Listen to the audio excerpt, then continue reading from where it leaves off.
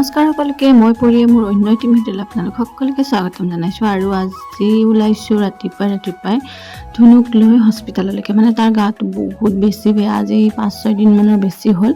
আৰু ইফালে এতিয়ালৈকে তাৰ গাটো ভাল হোৱাই নাই। আৰু ইফালে টমটম মাতিছিলোঁ বাপন দাক, আৰু টমটমত উঠি মেলি লৈ এতিয়া আমি গৈ আছোঁ হস্পিটেললৈকে। যি গতিকে তাৰ মানে ভাবিছিলোঁ প্ৰাইভেটকৈ দেখাবলৈকে, পিছত মানে ডক্টৰটো আহোঁতে বহুত দেৰি কৰিব, 11:30 আৰু তেতিয়ালৈকে তাক মানে ৰখাই থোৱাৰ ধৈৰ্য নাই। সেইকাৰণে ভাবিলোঁ এবাৰ চৰকাৰীতে দেখাই দিওঁ, তাৰপিছত দেখা যাব কি হ'ব। আৰু ইফালে গ'লোঁ, আৰু ৰাতিটো শুব দিয়া নাই, কঁকালৰ বিষ, গাৰ বিষ, মূৰৰ বিষ, জ্বৰ ইফালে। পিছত লৈ গৈ ইফালে ডক্টৰৰ ওচৰ পালোঁ। আৰু কঁকালত যি গতিকে ল'ৰা এটাই তাক ঠেলা মাৰি দিছিলে, স্কুলত পৰাৰ পিছত কঁকালত দুখ পাইছে, সেইকাৰণে এক্সৰে কৰিবলৈকে লগা হ'ল। যি গতিকে বাপেকে খবৰ খাতি নলয়, বাপকৰ মানে কোনো গুৰুত্ব নাই, দায়িত্ব নাই। সেই গতিকে চাবই লাগিব আৰু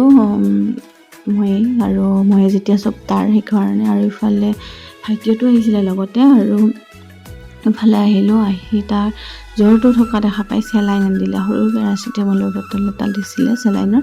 আৰু ইফালে তাক সুধি আছোঁ ভয় লাগিছিলে। প্ৰথমতেতো তাৰ বহুত বেছিয়ে ভয় লাগিছিলে, পিছত গৈ আৰু সেয়া ভয় নালাগে বুলি ক'লে। ইফালে আমি আটাইবোৰ বহি আছোঁ, ভাইটিও ৰখি আছে, আৰু এনেদৰে সেয়া চেলাইন লৈ ৰখিছে। কেতিয়াবা কয় খুলি দিয়া হৈ গ'ল আৰু নলওঁ বুলি, কিন্তু ল'বতো লাগিবই। তাক বুজাই মেলি লৈ ল'বলৈকে দিছোঁ। আচলতে চব কথাত মানে কিছুমান কথা এৰিও দিব লাগে, কিছুমান কথা ধৰিও ৰাখিব লাগে, কিন্তু এনেকুৱা ধৰণৰ দুখৰ সময়ত বেয়াও লাগে।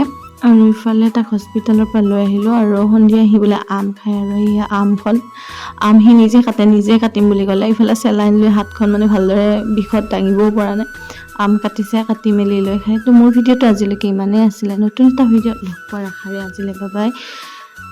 ভালে থাকক, সুস্থ থাকক।